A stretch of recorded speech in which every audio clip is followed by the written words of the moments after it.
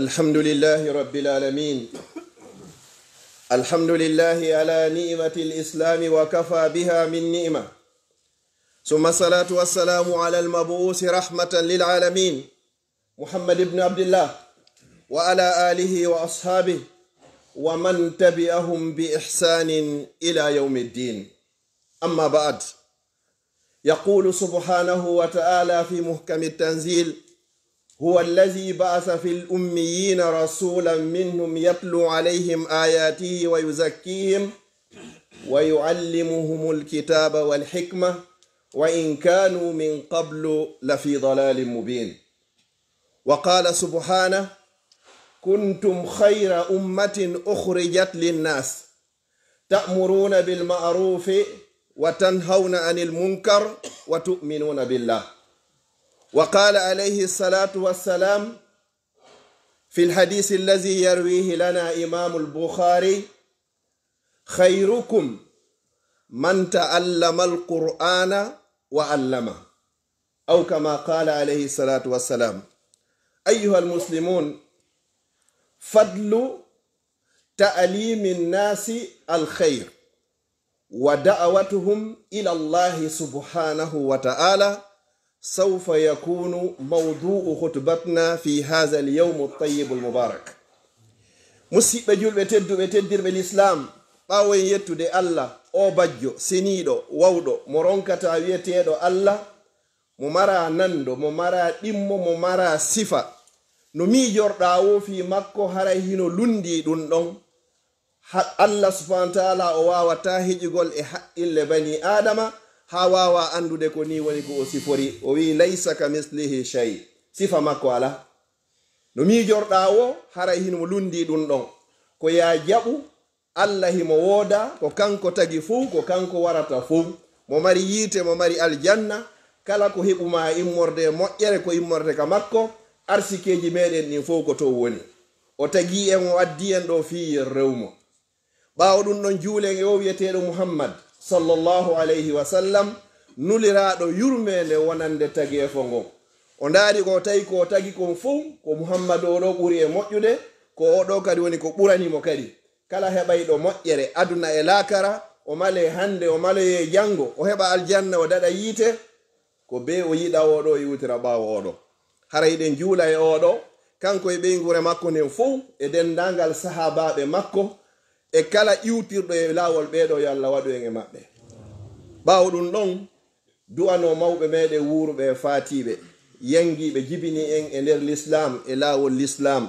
en toro Allah subhanahu wa ta'ala kanko marɗo yurmede yo Allah o yurme faatiɓe en foppo e maɓɓe. en toro subhanahu wa ta'ala kanko marɗo nema e cellal yo Allah ɓoynudu en e wuuruɓe.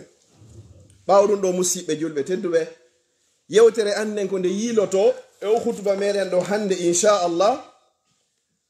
ko ɓural fi jannugol yimɓe ɓen ko moƴƴi.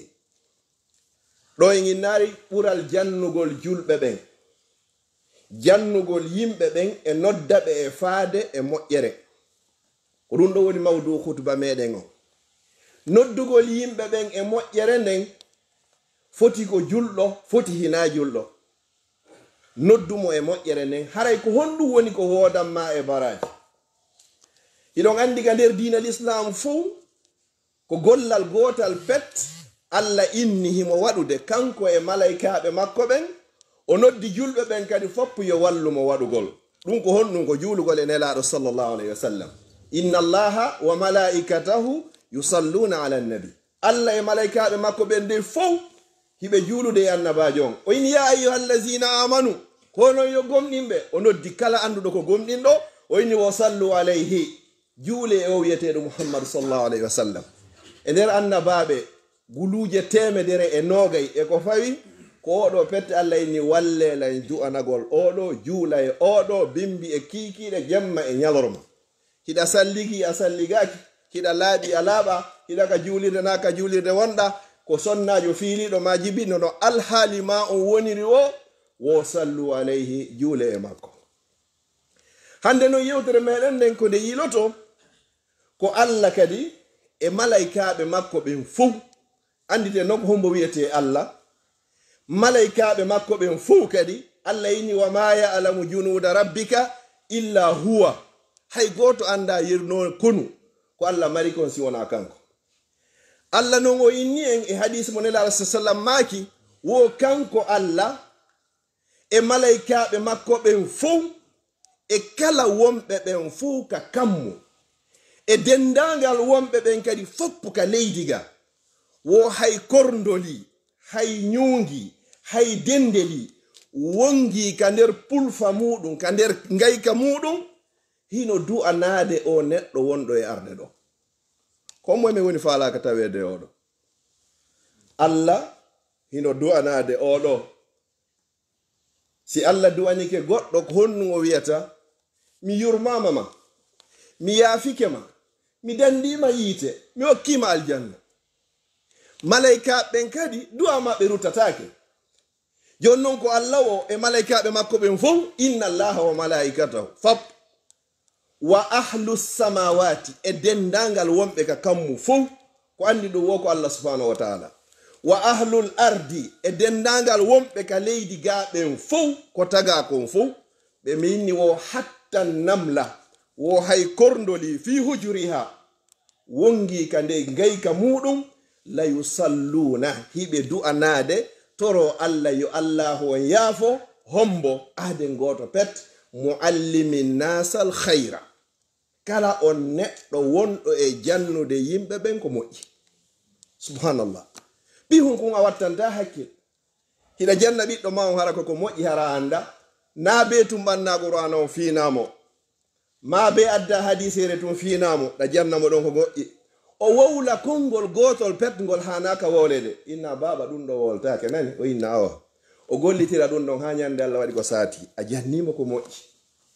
a jannimo ko moƴƴi. Goɗɗo no ɓanna téléphone muɗum ɗo tun inna ndara o application ɗo sa installimo ɗo anday leere no juulirte ɗin fop ka wonɗa wo leere yonay tun signalama a jannimo ko moƴƴi ko muallimin nasa alkhayra kala wonɗo e jannude yimɓe ɓen ko moƴƴi. A waɗani goɗɗo ɗo application ɗo joni tawata o fontay téléphone makko non o janga alquran kaw jooɗi wo janga ɗon no woodi application hara azkaru sabahi wal masai hino ɗon hara hewtay tun sa salmini alansara waɗaɗi ɗon sa salmini subaka waɗaɗi ɗon ka téléphone ma wonɗo on sabu ha heɓuɗa on application ɗon o jannima ko moƴƴi. Oɗo non ko oɗo non sappaka hadis haray koye yanyu hakkillaji ɗen naasi mi finima qur'ana tun ɗum wona tun en ara joni e yewtere nde ma hara ko hadis ma fiqu ma tawhid ma sira hay si tawi noon ko ɗum ɗon ɓuri e moƴƴude haray o neɗɗo jannayɗo ɗo ko moƴƴi kala ko moƴƴi kon andu Allah e malaikaɓe makko ɓen e dendangal wonɓe ka kammuli e dendangal ka wonɓe ka leydi hiɓe toranade ma Allah hiɓe torade kadi Allah yo Allah yaafoma. Joni noon musidɓe julɓe tedduɓe mo be meɗen yo artiri e hakkillaji muɗum ko honɗum e honɗum jannuɗa ko moƴƴi ko tawata hiɗa heɓude o duwaɗo hara Allah o malaikaɓe wonɓe dow ga fof hino duwanadema a janni goɗɗo hay si tawi hara ko hadis goto a hunjini goɗɗo hay sey ko aya goto qur'an a tindini paykum ma ha kun sellini suratul fatiha a jannimo hay sigo du'a natirɗon ka hurgo a jannimo du'a yaltirɗon ka hurgo a tindinimo assalamu aleykum wa rahmatullahi wa barakatuh ko ɓuri e fande ko ɗo ɓe sappaki ɓe inni ko be ɗuuɗa ko ɓe inni ko muallimi ko wonɗo e jannude yimɓe ɓen alkhayra ko moƴƴi. Musidɓe julɓe tedduɓe ɓe yaltinaɓe en o technologie téléphone ji micro ji hara ɓe wonno julɓe ko ɗum Allah en law amana ahlul kitabi hara ɓe yimɓe defte wonno julɓe wo wallahi la kana khayran lahum ɗum laatotono ko moƴƴere wonande ɓe hara ɓe no marno ko wiyete kon sadaqatun jariya sifa ko mi nani Oustaz Ramadan no yewta ɗo kon joni bani adama o ñande go weetay hara a weetari ɗum na ko woɗɗi noon wama zalika ala llahi bi aziz ma ɗum bi ba'idi kadi woɗɗa ko honde tuma weetata hara a weetari ɗum na ko woɗɗi noon wata naɓu ha ka woɗɗi dey bani adama nde mayde nden no ara e makko wo haray azanda ma on no heewi tew ko fewno on sa nde arata nde ƴetta ma nde naɓa joni noon si bani adama on o maayi isa mata l insan si o maayi ɓayle pellete o maayey in qata amaluhu illa min halas haray golle maɗe foppu darike wosi wona piiji tati sadaka jariya sadaka ilowo sifa ko ɓe ari ɗo toragol fi julirde wonde Espagne ɗum woni no gasa woɓɓe meɗen ɗo hay nanari ha hande taw fi saare witende Bilbao taw haynde wotere taw ƴettaɗo noon ennero ma goto liɓa ɗon nden julirde nde gasa hara juulete jangete waajete fayɓe jannete sonnaɓe jannete hara ko muɗuma hino nder ton yoɓirama ɗum fakkere waloɗa ɗo maya wuura ha maya hara e juulirade e juulirde nden kono kala ko waɗa e juulirde nden e moƴƴere tawete ka gabru ma ko ɗum ɗon jalbinanayma gabru ma o kala faalaɗo hara heɓoyta niɓe gabru ittu sadaka kala faalaɗo hara heɓoyta niɓe gabru sattede gabru immo jemma juula gundodira e Allah kala faalaɗo hara o heɓoyta niɓe gabru yo hebbin jangugol deftere Allah nden o itta sadaka ko ɗi piiji ɗo jalbinanayma ka nder gabru ton sa darni suuduniji woni a penta e pentire labaɗo waɗa clim waɗa chauffage ko fewndi wo e muɗum ngay kaka ɓe jasanayma kam ɓe jasanalan kadi clim on ton chauffage on nder ton ampoule ji ɗi nder ton climatisé ji ɗin fof nder ton hiɗa janngayno qur'an hiɗa juulayno jemma hiɗa ittayno sadaka hiɗa jokkayno enɗan hiɗa moƴƴino e ɓe mawɓe jibinɓe maɗiɗi haray wonu tranquille gabru ma on bi isnillahi taala o jalboye ko ɗum si bani adama o wallinama ka nder gabru malaika ɓen ardi gatti sengo koyɗe ɓeyna tertemo heewino ko ɗe koyɗe seppayno yahaga jamiw mi yiɗa déranger on mo teren noon malaika ɓen iwra ɗo si ɓe yaari ka juuɗe ɓeyna nono ɗon noon hara on dérangari mo few ɗe juuɗe heewino ko ɗe fontayno hara ɗe ittu sadaka na jaɓugol na yawuno an ko a jaɓowo sadaka tun albarka ñande goyo goɗɗo an kadi inne albarka ko ɗum sinala sallam maaki wo alyadul ulia jungo wongo dongo hayrun ko gon ɓuri moƴƴude wa habbu ilallah wo ko gon kay ɓura yiɗede ke Allah e honno ede yaɓi sufla eɗi yongo ngonego an ko albarka tun e kaari no wawi du'ade an kadi eto ñande go ɓe du'anoma hara na an ko ya du'ano goɗɗo tun ko ɗum ɗo jalbinanayma nder ton ka nder gabruma si tawi ɓe ardanimo télé ma ka bange reedu ma ka keeki ɗo ɓeynano terte o ha hande naatari e nder reedu o ko ñamete harmuɗo o ñamatano ko harmi o suɓayno ko o ñamata ko no mawɓe makirta noon mo suɓari ka o jooɗo immoda e ñooge ɓeyna taw memirmo télé noon si ɓe ardiga bange sala ɓeyna la terte mo acce o fowto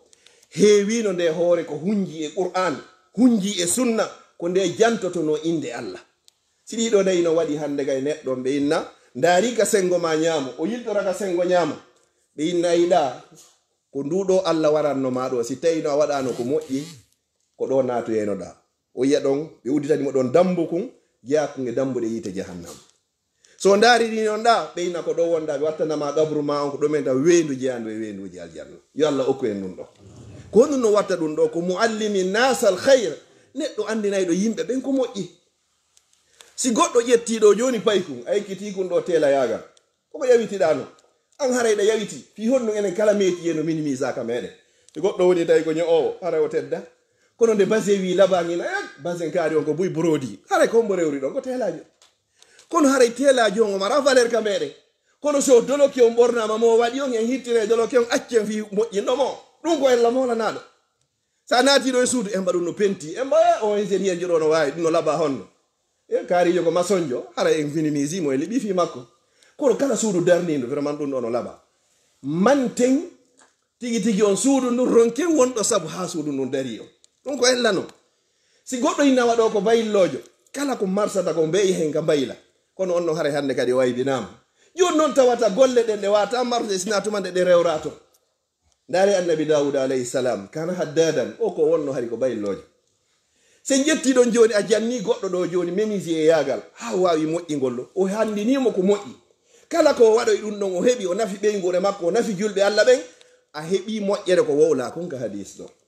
si tawi ko tele yagal la même chose kala ka o ñoyi ɗum ɗon o ñoyiri fi Allah goɗɗo ɓorningol concol ɗon o rewiringol Allah subhanahu wa taala hiɗa mari baraji antindinɗomo on fi honɗum nelaɗo sallah ai sallam e maki addallu alal hayri ka fa'ilihi kala tindinɗo yo moƴƴere nden waɗe hiɗa mari baraji wanowa nden ɗon si goɗɗo tindiniɗo goɗɗo kay ko honno amirte ko honno beere yarirte ko honno cigarette fimirte ko honno goɗɗo ɓortorto ha gayre yalta ko honno goɗɗo tokkani goɗɗo mes kala tanki ɗin hiɗe ka hoore makko ɗa mari an kadi bakkatuji ɗi ko noon sa tindini ko moƴƴi kon hiɗa mari baraji ko noon kadi sa tindini kadi ko boni kon ko noon kadi on heɓirɗa kadi bakkate e muɗum yon noon si goɗɗo waɗi golle muɗum hara ko morugol mes wallahi haray boni meti yo toro Allah neniraɓe meɗen wonɓe muɗum yo Allah o yaltinde kono goɗɗo ya wonu kanela sallam maki la'ana Allahu alwasila wal mustawsala Allah huɗi nelaɗo huɗi huɗay ɓen fof huɗi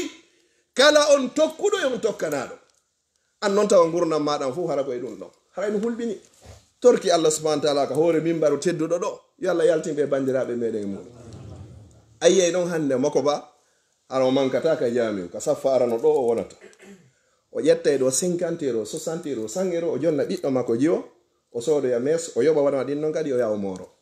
haray on joko honum ɓurduɗo haray ɗe jogui bakka to ɓuuri mo fi honɗum kanko o mara moyen soodoygol ngol no gasa ɓay o mara o wattano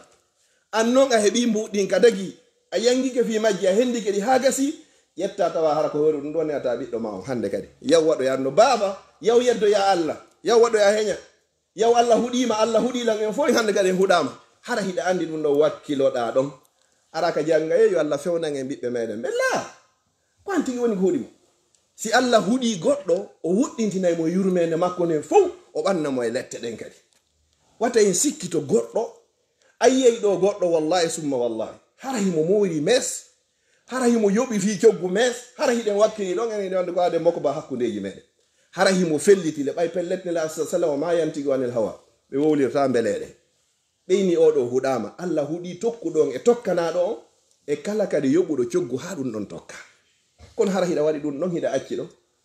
wata en sikku dey kadi fi kala hino metti wolde ɓay koye naata en suusata wowlugol kono ko be wowlen ko wiyete alkasa tappa rokkuwi molnagi ɗum na jikku julɗo no wallahi wona jikku julɗo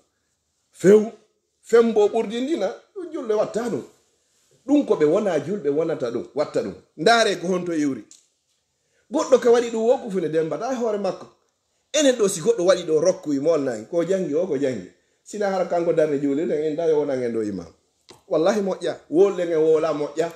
suusuɗe qittude ka galleji men en suusari moƴƴa wallahi moƴƴa nela salamaki la'ana Allahu alqaza ɓe huɗi kala on fembiɗo ɓurdi ndin ɓe yino paykun no fembi ɓurde nene ɓe noddimo ha ɓe gayni ɓeyni yaw itta few ma feppindina few haray na ko sellata noon na jikku julɗo no ayyey goɗɗo ni tun taw sa andamo few ko suura makko mbaadi makko ni watamo kalifirde hande kadi musidɓe julɓe tedduɓe wattanen hakkille ɗum si ɗum noon feƴƴi anditen neɗɗo wonɗo e jannude yimɓe ɓen ko moƴƴi waajoɓe jannaɓe o ko golle annabaɓe woni ko waɗi annabaɓen kadi ko ɗum ɗo wonno golle maɓɓe ɗen yewtere mi fewtinana ɓe karamukoɓe meɗen dogidayɓe ɗo e paykoye bimbi e kikiɗen yo toro Allah yalla yoɓɓe ko ɓuri moƴƴude joddi lekkolon udditide ñande en yewti fi babiraɓe ɓen en yewti fi fayɓe ɓen hande ko karamukoɓen hanɗe weltanade jarnaɓe sannaɓe goɗɗo immike kamuɗo bimbi ari tawata ko fi yo eto ha paykun heɓa alifu goto pet yo andu kanko wonɗo yaade jannoygol ɗon jogandema ka o yalti ka makko ha o hewtoya ka o jannata ɗon foti koye suudu foti koye juulirde foti koye sal kala ka o jannoyta paykoy ko yo moƴƴin anni e makko on go'o haray ka o yalti ɗon himo e jihaadi fi sabilillahi ha tuma nde hewtoy so hewti kadi kala ko o janni ɗon mo windanede moƴƴere malaikaɓe no wiide Allah men torike ma yaafomo Allah men torike ma yurme mo Allah men torike ma jaɓanmo ko waɗɗima an o wonɗo e wadde ɗum ɗo ko ya laɓɓin anni e ma on won hara ko haalisa hara no laaɓi ɓoy ko fi Allah wonɗa e waɗirde si ɗum noon feƴƴi andu Allah e malaika ɓen e yimɓe ɓen fof ka kammu e ka leydi ga hay kulloy koye ka nder bolfaji muɗum no torade Allah toranade ma Allah toro kadi Allah yo Allah o yaafam ɗum ɗon tu wawi yonugol joddi si goɗɗum heɓike hoore ɗon fawike ɗon andu kadi hayɗi moƴƴere adna e heɓoyi kadi moƴƴere laakara yimɓe nde ɓe tedda won yimɓe nayo teddinte e maɓɓe si ɓen ɗon teddinaka ɓen ɗon jasinama e maɓɓe ko kara ha yimɓe ɓen ɓe teddirta si gerdama ha goɗɗo ardinama e hoore yimɓe ardiɗo e hoore yimɓe no hana teddinede teddingol mo ardinɗa ko teddingol hoore mum ɓayna kanko ardini hoore makko ko ɗum woni yeesoɓe kaɓe woniri wo ɗiɗi mawɗo ko teddinteɗum nelaɗo sallallah alih sallam e maki laysa minna man lam yuwakkir kabirana tawaka e amen kala on mo teddinari mawɗo tato aade marɗo ko teddinteɗo fi hon ɗum ko hunde nde Allah jonni mo nden alamo faalaka mo be no faala jawdi 80% e meɗen ɗo ma 90% ko addi en ɗo ko ɗaɓɓere Allah hokkoren ko laaɓi ɗum dagi waɗa barke si goɗɗo noon Allah suutimo ɗon o ɓurnima o ko hanaɗo teddinede nayaɓo on ko Ganndo alamo faalaka wonde Ganndo tawata hiɗa andi fiyakuji diina maɗi a wonay sabu ko itti yimɓe ɓen e majjere naɓi ɓe annora iman haray a woni kadi runuɗo annabaɓe ɓen al ulama warasatul anbiya karamo koɓɓen ko ɓe roni annabaɓe ɓen wo annabaɓe noon lam yuwarrisu dinaran wala dirhama ɓe accano euro ma dollar ma dinar ma dirham na ɗum ɓe accuno na franc guiɗe na franc CFA ɓe accuno innama warrasul ilm ko gandal ngal woni ko ɓe roni nenaɗo makino faman ahaza kala ƴettuɗo ɗum noon fagade ahaza bi hasdin wafir hara e ƴetti ko wiyete ko geɓal yonaygal timmugal tis ɓeɗo nayo lanɗo marɗo mawɗo Ganndo ɓe hette teddugal e muɗum e hakkunde kala leñol e kala leydi si ɗum ɗo woopi ko soñdia wonanta yimɓe ɓen kadi ɓe yiyata yeeso maɓɓe yo toro Allah subhanahu wa ta'ala yo Allah arsuken ko o yiɗi o yarli aqulu qawli hadha wa astaghfirullah li wa lakum fastaghfiru innahu huwal ghafurur rahim